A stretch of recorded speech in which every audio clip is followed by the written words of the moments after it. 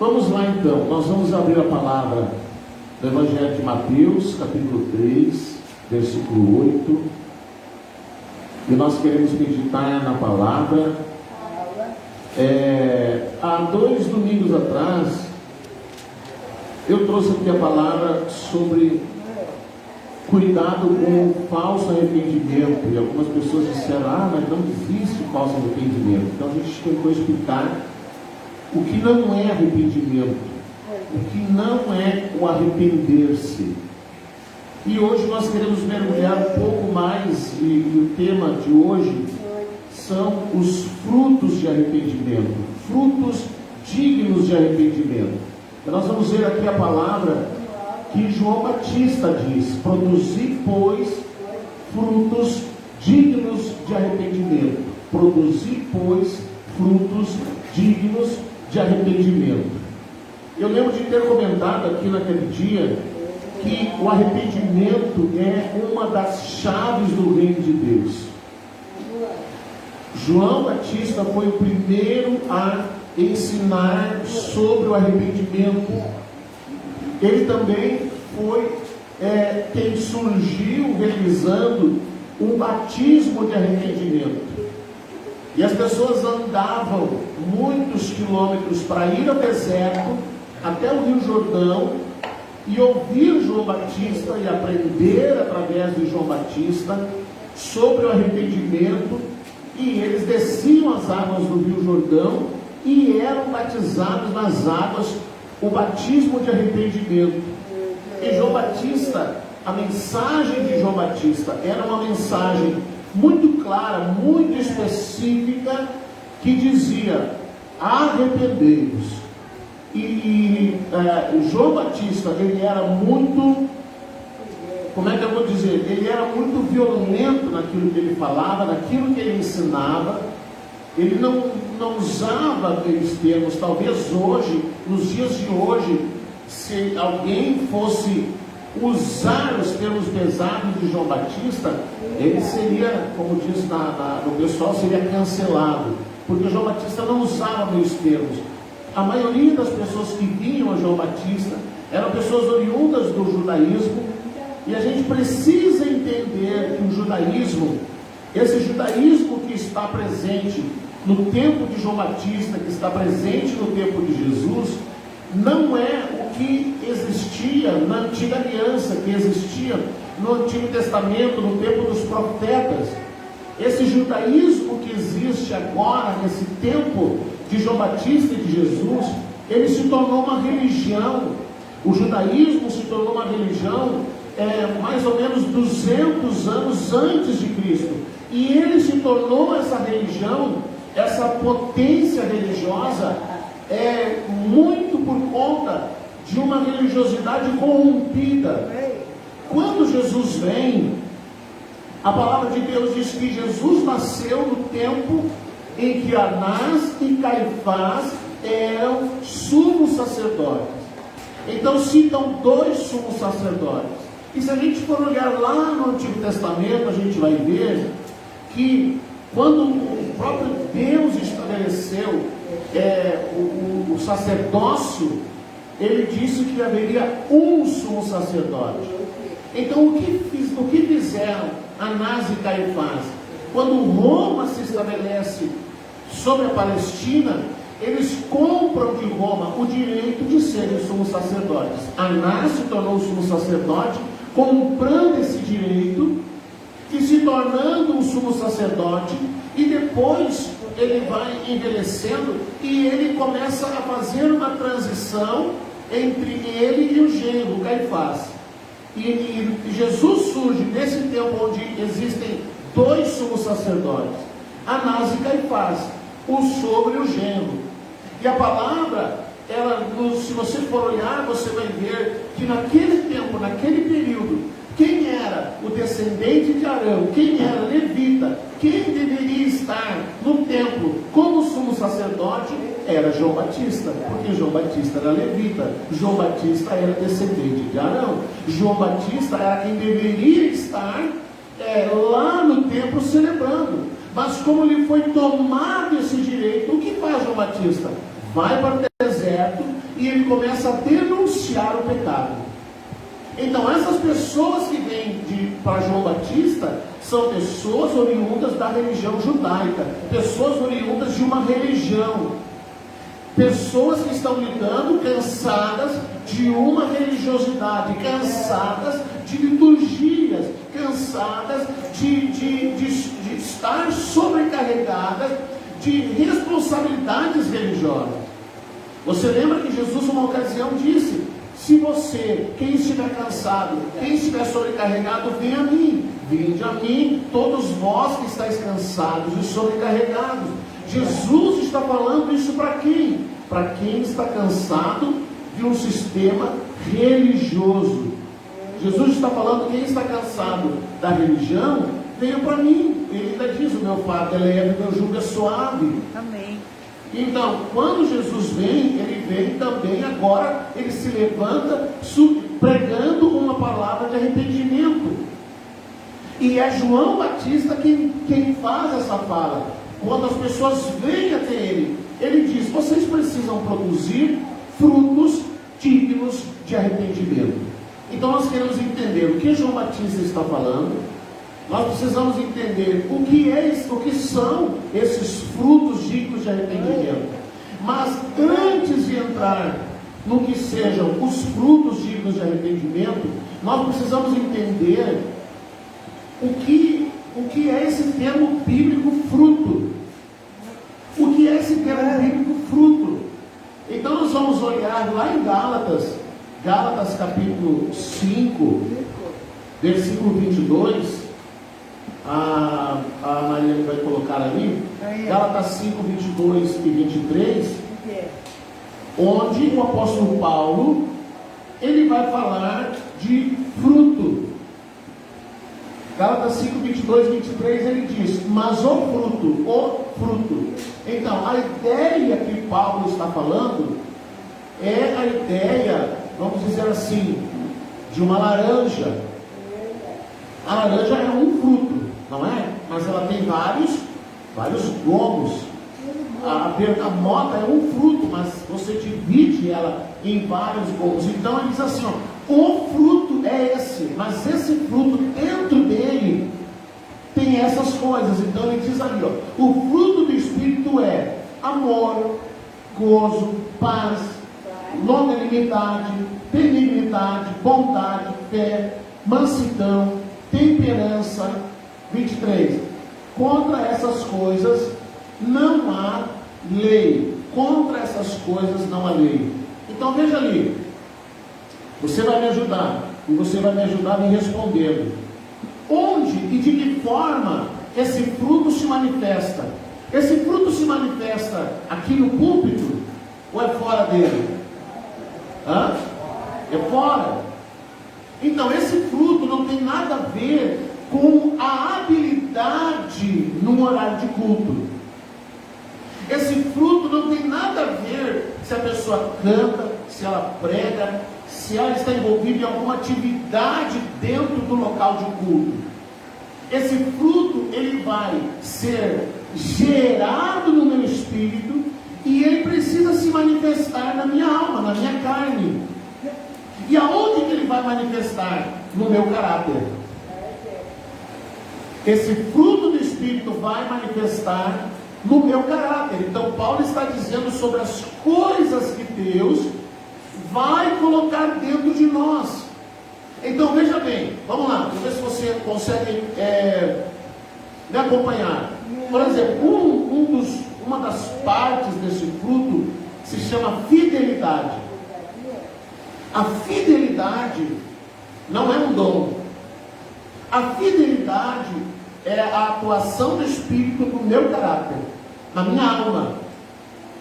A fidelidade é a manifestação do Espírito sobre o meu caráter. Então, uma pessoa, seja homem, seja mulher, um cristão, um crente, que não é fiel, que é infiel, ele tem um desvio de caráter, porque isso é algo que Deus opera em nós. Então, se eu estou andando com Cristo, se Cristo está sendo formado na minha vida, a fidelidade é uma das coisas que Deus tem que manifestar na minha vida. É algo que Deus precisa manifestar na minha vida, a fidelidade. E alguém já disse que se um homem ou uma mulher não consegue ser fiel ao seu marido ou à sua esposa, não conseguirá ser fiel a Deus. Porque se não é fiel, como a palavra fala, se eu digo que eu amo meu irmão, que eu estou vendo, mas eu não amo, como que eu vou amar a Deus? Então, se eu digo que eu sou fiel a Deus, mas eu não consigo ser fiel à minha esposa, então eu estou mentindo. E a mentira não é um fruto do Espírito, a mentira é uma obra da carne. Você consegue entender a diferença? A palavra fala então do fruto do Espírito, e se a gente ler alguns versículos para cima, ela vai dizer assim: as obras da carne são essas. Você quer ver ali, ó, versículo 19 até o 22, acho que é. Porque as obras da carne são manifestas, e todo mundo conhece quais são. Adultério. Então, o adultério é diferente de fidelidade. Fornicação é diferente de fidelidade. Impureza, lascívia, idolatria, feitiçaria, inimizade, contenda, ciúmes, iras, pelejas, dissensões, heresias, invejas, homicídios, bebedices, glutonarias e coisas semelhantes a essas, acerca dos quais de antemão vos declaro, como também já antes vos disse, que os que cometem tais coisas não herdarão o reino de Deus. Agora, nessa tradução aqui, ó, a nova tradução da linguagem de hoje, ela diz assim, ó: as coisas que a natureza humana produz. Ela não diz as obras da carne, ela fala a natureza humana, porque as obras da carne são da natureza humana. Então ele diz: porque as coisas que a natureza humana produz são bem conhecidas, e elas são a imoralidade sexual, a impureza, as ações indecentes, a adoração de ídolos, as feitiçarias, as inimizades. Aí ele vai citando várias coisas. Então, fidelidade é algo que Deus trabalha na nossa vida. Amém. Porque nós chegamos a Deus com a nossa natureza humana corrompida. A palavra de Deus diz que o homem é um ser corrompido. Então nós chegamos a Cristo com essa natureza corrompida. E Paulo diz: até que Cristo seja formado em vós. Então, agora que nós chegamos a Cristo, o Espírito Santo precisa imprimir em nós um novo caráter, uma nova natureza. E uma das coisas que ele vai colocar é esse fruto do Espírito: a fidelidade, o domínio próprio. Então, não é concebível que um cristão diga assim: mas aí, pastor, eu fiquei descontrolado e eu irritei com a minha mulher, eu irritei com meu marido e eu bati nele. Mas cadê o domínio próprio? Pastor, eu estava no trânsito, estava dirigindo e alguém me fechou no trânsito e eu fui lá brigar com aquela pessoa. Tá, e cadê o domínio próprio? Não tem mais? Ou vai fazer que nem aquele irmão: eu pedi licença para Jesus 5 minutos e fui lá, pastor, peguei, eu me desviei 5 minutos, eu peguei o rei e bati nele, até que eu cansei. E aí depois eu disse: Jesus, estou me convertendo de novo. Mas o que é que Deus vai fazer? Ele vai operar sobre o nosso caráter através do fruto.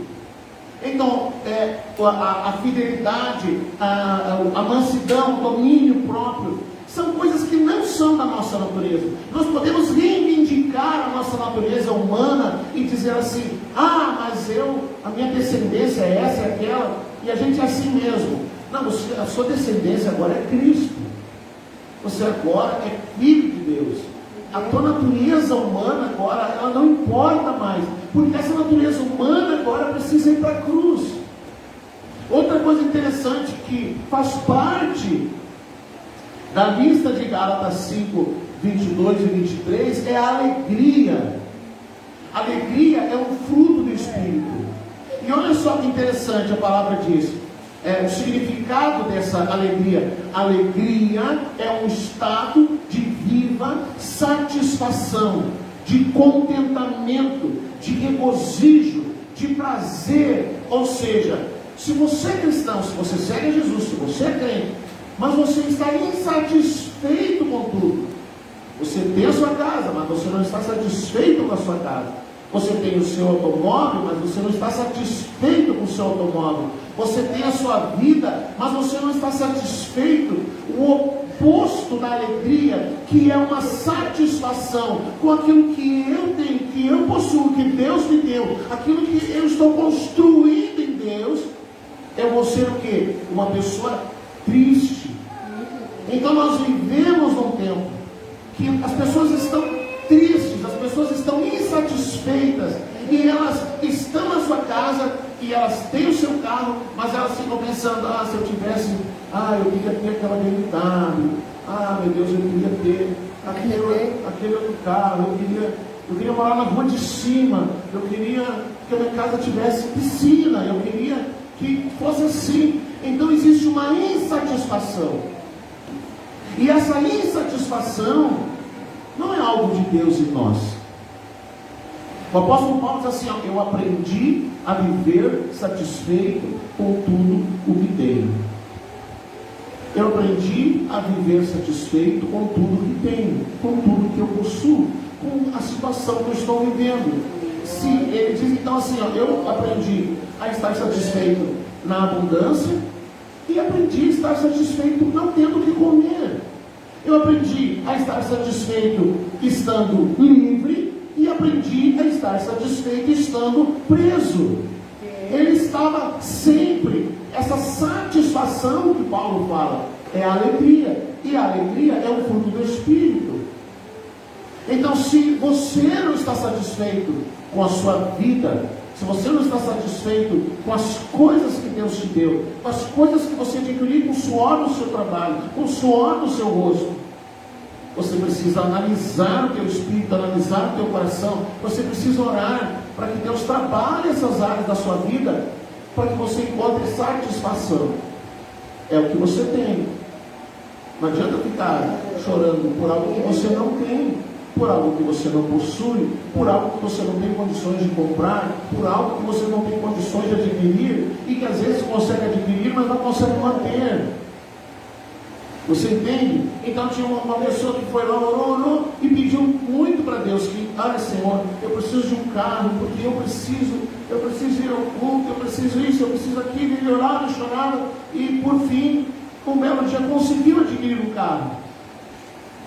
Mas continuando a pé, andando a pé. Daí as pessoas perguntam, mas cadê um carro? Eu não tenho dinheiro para botar gasolina, eu não tenho dinheiro para manter o carro, eu não tenho. Então a pessoa conseguiu chegar onde queria, mas ela não tinha condições de manter.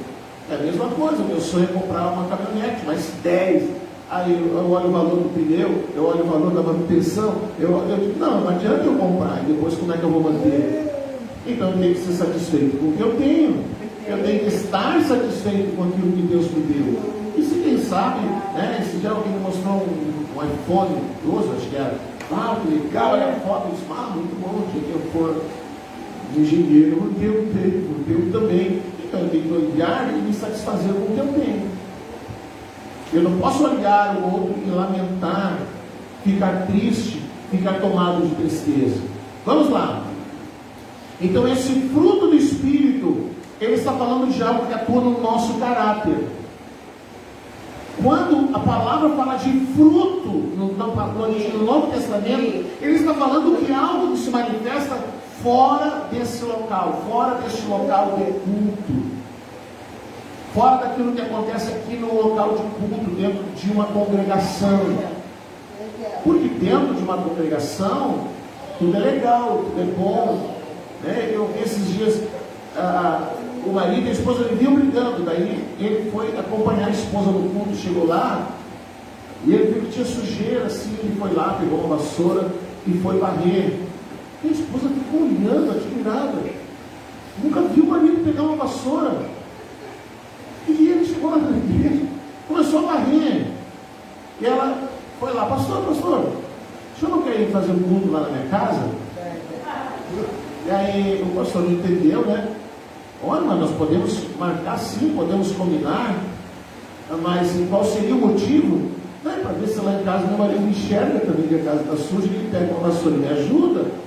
Então, no ambiente de culto, as coisas são maravilhosas. Os filhos são educadinhos, o casal não briga, né? Tudo é maravilha, pega na mão, dá beijo. Mas fora daqui, fora desse ambiente, como é a vida? Como é o relacionamento? Como é a família? Como nos portamos diante da sociedade? Como nos portamos diante das pessoas que não seguem a Cristo? Então veja bem, a palavra fala desse fruto. O que mais? Olha outra coisa que Jesus fala de fruto. Mateus 7,15. Mateus 7,15, Jesus fala dos frutos. João Batista disse: produzir, pois, frutos dignos de arrependimento. Mateus 7,15 a 20. Se você não trouxe a Bíblia, tem aí no telão, mas eu quero depois ler aqui nessa versão. Diz assim lá, vamos até o 20: acautelai-vos, porém, dos falsos profetas, que vêm até vós vestidos como ovelhas, mas interiormente são lobos devoradores. Esse é um discurso de Jesus. Por seus frutos os conhecereis. Jesus está falando de frutos. Porventura colhem-se uvas dos espinheiros ou figo dos abrolhos? Assim, toda árvore boa produz bons frutos, e toda árvore má produz frutos maus. Não pode a árvore boa dar maus frutos, nem a árvore má dar frutos bons. Toda árvore que não dá bom fruto, corta-se e lança-se no fogo. Portanto, pelos seus frutos os conhecereis. A pergunta é a mesma. Jesus está falando de frutos.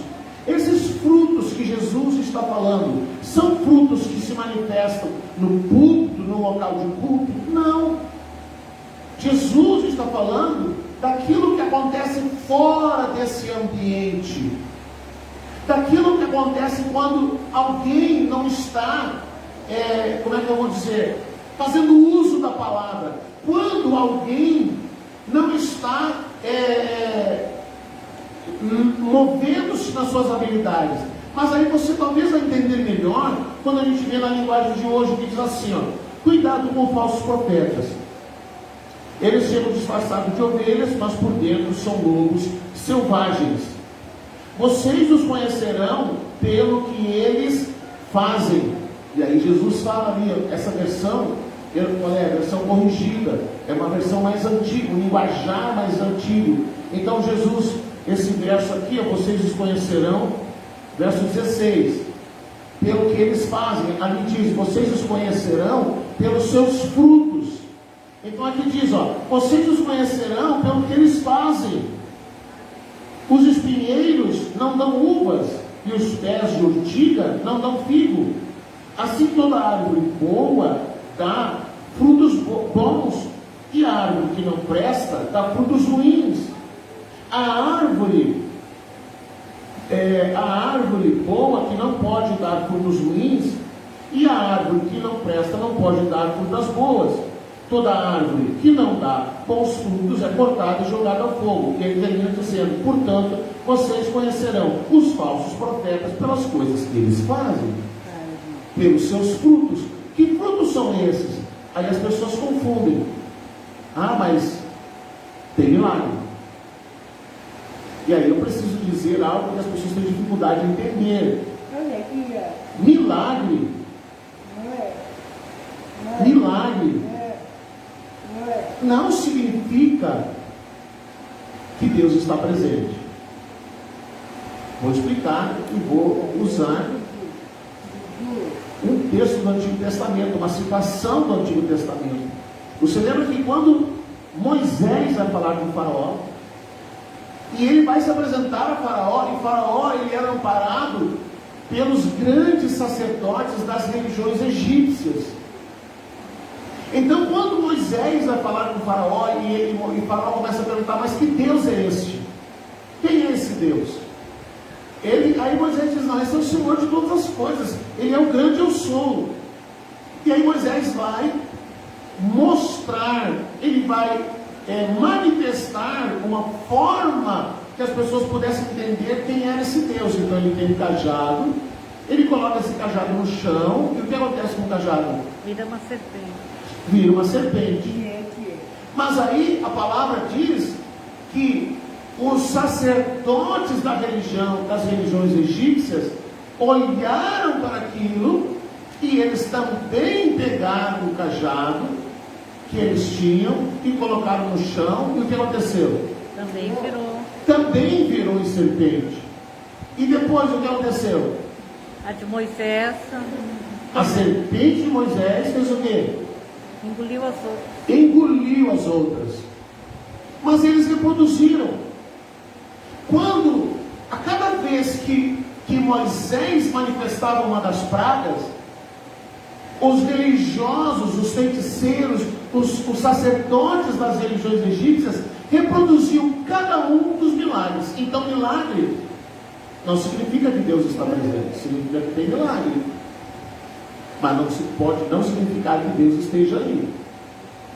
Então, quando Jesus diz, olhem para os frutos, Jesus está dizendo, olha para o que eles fazem. O que eles fazem? Que vai denunciar que eles são falsos profetas. Aí você vai ver homens que traem a família, homens que se relacionam com várias mulheres, homens que levantam um império para si e não para Deus ou para o seu reino, homens que são grosseiros no trato com as pessoas. Então Jesus diz, olhem para os frutos, olhem para o que eles fazem, olhem para o seu modo de vida, olhem para a sua conduta. E por causa do que vocês veem, vocês saberão se são falsos profetas ou não. É Jesus que está falando isso. Então, o arrependimento vai gerar um fruto. Esses frutos, eles precisam se manifestar. Eles precisam surgir. Outra questão, vamos lá. Então, Jesus, quando ele fala dos frutos, ele está falando de caráter. Ele está falando daquilo que se manifesta no caráter. O que são então os frutos do arrependimento? Frutos dignos de arrependimento, que João Batista fala em Mateus 3,8. Produzir, pois, frutos dignos de arrependimento. O que é esses frutos de arrependimento e o que é esse arrependimento? Esse arrependimento, esses frutos, eles são atitudes. Eles são atitudes que expressam uma mudança radical de vida. Amém. Então, ontem no casamento, eu comentei algo sobre, não adianta dizer eu te amo minha esposa, ou eu te amo meu marido, mas aí o marido não abre mão de assistir uma partida de futebol para acompanhar a esposa em alguma outra situação, ou a esposa não abre mão de algo que ela gosta para acompanhar o marido. Então esse eu te amo, ele pode ser um discurso bonito, ele pode vir escrito num cartão, ele pode vir numa mídia no Facebook, ele pode vir numa declaração no Instagram, mas isso só a palavra não resolve, tem que ter atitude, tem que ter atos de amor. E o amor, talvez um dia a gente vai falar sobre as 5 linguagens do amor. Então, uma das linguagens do amor é a atitude, é o ajudar, é o cooperar, é o participar, é o estar junto. São outras coisas mais do que um discurso. Dizer eu te amo é legal, mas mostrar que eu te amo é mais legal ainda, é mais importante ainda. Então, o arrependimento é isso, são atitudes que expressam uma mudança radical de vida. Então, alguém diz, eu me arrependi, mas onde está a mudança de vida? Onde estão as atitudes que mostram que houve um arrependimento? Porque o arrependimento vai manifestar uma mudança de atos, de atitudes. O arrependimento envolve o abandono do pecado e uma nova prática, a prática da palavra de Deus. O arrependimento, ele vai gerar um testemunho de vida diante da família, diante da igreja, diante da sociedade. Então Paulo diz assim, se você está em Cristo, e você mentia, não minta mais. Porque às vezes a pessoa conhecida, quem é o fulano? Ah, aquele mentiroso. Quem é o fulano? Ah, aquela fulano lá. E a pessoa é conhecida por uma prática de vida que testemunha contra ela, testemunha contra si mesmo. E o arrependimento gera um testemunho de vida. Então alguém vai olhar e vai dizer: antes fazia isso, fazia aquilo, mas agora não faz mais, agora mudou de vida. Olha lá, a família melhorou, o relacionamento da família melhorou, o relacionamento no trabalho melhorou, a vida da família melhorou. Há um testemunho de vida, há um testemunho que fala mais do que qualquer discurso. Um testemunho de vida. O arrependimento gera testemunho de vida. Então, se alguém tem um bom discurso, mas não tem testemunho de vida, isso acaba desmoralizando. Então a pessoa faz como aquele publicano. O publicano vai no templo orar, e ele, junto com ele, vai o fariseu. E o fariseu religioso, aquele que seguia os preceitos da religião judaica, batia no peito e dizia: Senhor, se propício a mim, porque eu não sou como esse aí, que é publicano, que trabalha para Roma, que recebe salário de Roma. Eu sou fariseu. E o publicano ficou lá no cantinho dele, batendo no peito e dizia: Senhor, tem misericórdia de mim, Senhor, tem misericórdia de mim. E aí Jesus diz assim: qual deles orou e que Deus ouviu? Qual deles vai receber uma resposta de Deus? Então não adianta termos um discurso, mas não termos testemunho de vida. Não adianta, você não precisa dizer: eu sou cristão, eu sou crente, eu sou evangélico. Não, você tem que ter um testemunho de vida, porque o seu testemunho de vida fala mais do que qualquer discurso.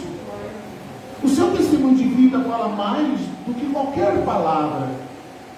Tinha uma canção antiga que a gente cantava: atitudes falam mais do que 1000 palavras. Atitudes falam mais do que 1000 palavras. Ao invés de falar, ao invés de discursar, ao invés de falar bonito, de fazer grandes textos, viva a palavra. Mostre para as pessoas que houve um arrependimento e que Deus gerou em você uma nova vida. Porque essa nova vida é impossível de ser manifesta se não for por Deus, por Cristo. Não há como nós, com a nossa natureza humana, reproduzir o que só Deus pode reproduzir. O que só Deus pode reproduzir, porque mais cedo ou mais tarde nós vamos cair no laço. E aquilo que era um fingimento, aquilo que era uma aparência, vai aparecer de novo. Então, para que esse velho homem, para que essa velha natureza não volte de novo, é Cristo quem precisa governar a nossa vida, para que a gente tenha um testemunho de vida. Vamos ver um exemplo. Lucas 23, 40. Um exemplo de alguém que se arrependeu. Lucas 23, 40. Ele nos fala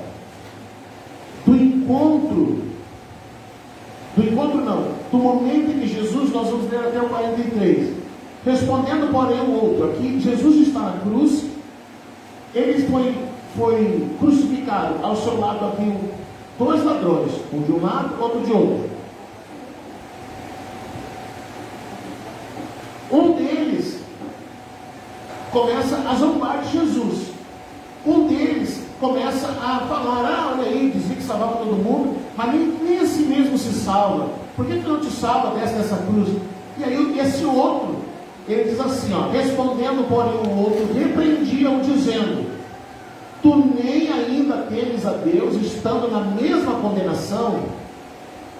E nós, na verdade, com justiça, porque recebemos o que os nossos feitos mereciam, mas este nenhum mal fez.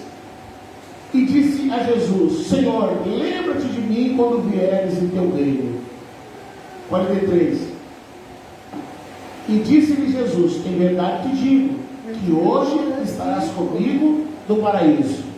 Então nós temos aqui algumas coisas que são a expressão e a manifestação de que houve um arrependimento. Por que houve arrependimento? Primeiro, esse esse ladrão, ele reconhece a sua condição. Ele diz: eu estou aqui porque eu realmente cometi um crime. Nós cometemos um crime. Nós somos pecadores. E esse é a primeira manifestação de que alguém está arrependido. Chegar diante de Deus e reconhecer: eu sou um pecador. Eu falhei, eu errei, eu estou em pecado. Esse homem reconhece que ele é um pecador. Mas ao mesmo tempo, ele reconhece a inocência de Jesus, ele reconhece a santidade de Jesus, e ele reconhece a deidade de Jesus, porque ele diz para Jesus: Senhor, lembra-te de mim quando vier no teu reino. O que esse homem está procurando? Ele está procurando salvação. Ele quer ser salvo. Ele está dizendo para o outro: nós somos ladrões, nós somos criminosos, mas ele não. Ele é o Filho de Deus. Ele tem poder para nos salvar. E mais do que isso, ele diz: Senhor, me salva. E aí Jesus responde para ele: ainda hoje estarás comigo no paraíso. O que Jesus garante para aquele homem que se arrependeu, embora no seu último instante de vida? Jesus garantiu para ele: não, você vai ser salvo, meu filho. Por que ele foi salvo? Porque ele se arrependeu. Simplesmente assim. Por isso que Jesus ensina que o arrependimento é uma chave do reino, porque não há como entrar no reino de Deus a não ser pelo arrependimento. O arrependimento é a chave. O que mais? Outro exemplo, João 20, 24. João 20, 24 ao 28. Aí nós vamos ver agora a atitude de Tomé. Ora, Tomé, um dos 12, chamado Dídimo, não estava com eles quando Jesus veio. E disseram-lhe, pois, os outros discípulos: vimos o Senhor. Mas ele, Tomé, disse-lhe: se eu não ver o sinal dos cravos na sua mão, em suas mãos, e não puser o meu dedo no lugar dos cravos, e não puser a minha mão do seu lado, de maneira nenhuma crerei. Ou seja, se eu não ver, eu não acredito. Vocês estão falando, mas eu não acredito. 8 dias depois, pouquinho mais de uma semana, eles estavam de novo, outra vez, e os seus discípulos dentro da casa, e com eles Tomé. Agora Tomé estava junto. Chegou Jesus, estão as portas fechadas, ou seja, as portas estão fechadas, está tudo fechado, e aí Jesus do nada aparece lá dentro da casa, e ele apresenta-se no meio deles e diz: paz seja convosco. Mas rapidamente ele já se dirige para Tomé. Depois disse a Tomé: põe aqui o teu dedo, vê as minhas mãos, chega a tua mão e põe do meu lado, e não sejas incrédulo, mas crente, ou seja, acredita. 28. E Tomé respondeu e disse-lhe: Senhor meu e Deus meu. O que mostra que houve arrependimento? Jesus, por 3 anos e meio, ele teve Tomé como discípulo, e Tomé era o camarada que tudo ele questionava, tudo ele duvidava, tudo ele achava que não dava, tudo ele sempre punha dúvidas naquilo que Jesus falava, que Jesus ensinava, quando Jesus mandava. E aí Jesus agora vai resolver a questão do Tomé. Os discípulos contam: não, mas eu não acredito, não, vocês estão contando, eu acho que vocês estavam bebendo demais, vocês estavam meio alucinados, vocês estavam com medo e tal, não sei o quê. E aí, quando Jesus aparece de novo, uma semana depois, ele vai direto para Tomé e mostra a mão, e põe a tua mão aqui. E aí Tomé, ele se arrepende. Então agora ele cai em si, e ele se prostra, e ele diz: Senhor meu, Deus meu. Agora não é, talvez, quem sabe, seja Jesus agora. Ele diz: Senhor meu, Deus meu. E se a gente ler o versículo seguinte, Jesus diz assim: porque você me viu, você creu. Você não pode acreditar nos teus irmãos, você não pode acreditar nos outros. E deu um puxão de orelha em Tomé, mas foi um santo remédio para Tomé. Se você for olhar no livro de Atos, nunca mais Tomé duvida de nada, nunca mais Tomé questiona mais nada. Agora ele crê, ele simplesmente crê. Então, queridos, que frutos são esses? Os frutos são um testemunho de vida. Quando João Batista diz: vocês precisam produzir frutos dignos de arrependimento. E aí eu vou ler o que diz nessa versão e vou encerrar. Olha o que diz ali, ó: façam coisas que mostram, ao invés de ler ali, produzir, pois, frutos dignos de arrependimento, essa nova tradução da linguagem de hoje diz assim, façam coisas que mostrem que vocês se arrependeram dos seus pecados. É isso que o João Batista está falando. Não basta dizer, eu sou cristão, eu sou crente, eu agora estou seguindo Jesus, eu agora estou vivendo para Deus. João Batista diz assim, façam coisas que mostrem isso. Façam coisas que as pessoas possam ver e que as pessoas possam dizer, não você. Não você. As pessoas olhem e digam, realmente essa pessoa teve um encontro com Cristo. Você sabe de onde saiu em Atos dos Apóstolos o termo cristão? Você sabe como é que aconteceu isso? Lá na Antioquia, os seguidores do caminho, como eles eram chamados, eles foram para a Antioquia. E aí a comunidade, as pessoas da sociedade de Antioquia, eles observavam essas pessoas, esses irmãos, esses seguidores do caminho, e eles disseram assim, essas pessoas se parecem com Cristo. O seu estilo de vida, o seu modo de vida, o seu testemunho de vida é o testemunho de alguém que se esteve com Cristo, que se parece com Cristo. Então eles disseram, esses são cristãos. Mas quem disse? Foram os outros. Foi a sociedade quem disse. Foi a comunidade quem disse. Foram os vizinhos que disseram. Foi as pessoas que conviviam no dia a dia que disseram, esses são cristãos. Então hoje a palavra de Deus, ela diz para nós, não diga nada, apenas façam coisas que mostram que você realmente se arrependeu dos seus pecados. Vamos orar? Vamos ficar de pé? E nós vamos falar com Deus, nós vamos orar nessa noite. Talvez a gente precise dizer para Deus, Senhor, nós precisamos de Ti, Senhor. Nós precisamos da Tua graça, nós precisamos do Teu favor, nós precisamos do Teu socorro, nós precisamos que o Senhor nos ajude. Vamos orar nessa noite. Feche os seus olhos. Feche os seus olhos.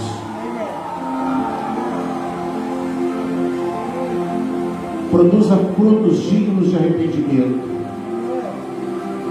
Façam coisas que as pessoas vejam, as pessoas notem, as pessoas digam que você está em Cristo, que você é um cristão, que as pessoas testemunhem, porque você tem um testemunho de vida. Você tem um testemunho de vida. Pai, em nome de Jesus, nós chegamos diante de Ti nessa noite, Senhor.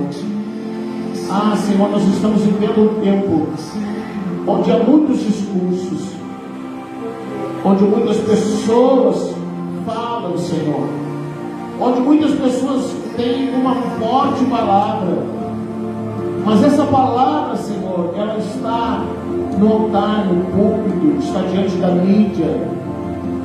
Mas o que a Tua palavra nos diz, Senhor, é aquilo que nós fazemos fora da visão da mídia. É aquilo que nós fazemos fora do púlpito, do altar, do ambiente de culto.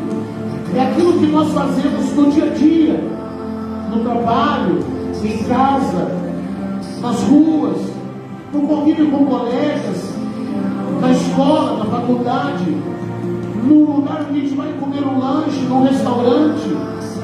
Um testemunho de vida. Senhor, nos ajuda. Nós precisamos muito da Tua ajuda, Senhor.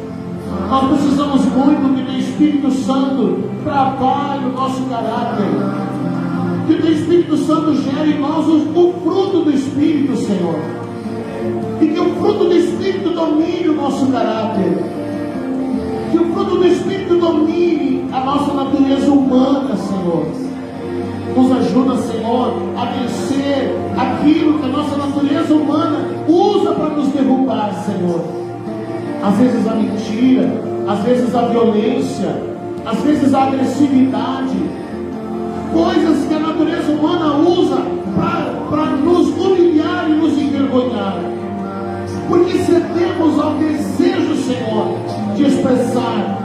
algo que não faz parte da natureza divina. Espírito Santo, que o Senhor ministre a nossa vida, que o Senhor nos ajude a ter domínio próprio, que o Senhor nos ajude a ser fiéis, agirmos com fidelidade, que o Senhor nos dê alegria, o prazer, a satisfação pelas coisas que o Senhor nos tem dado. Senhor, nos ajuda a termos mansidão, nos ajuda a agirmos com bondade, nos ajuda, Senhor, a expressarmos amor. Espírito Santo, nos dá graça de podermos produzir frutos dignos do arrependimento, Senhor. Nos dá essa graça, Pai. Leva essa natureza humana para a cruz.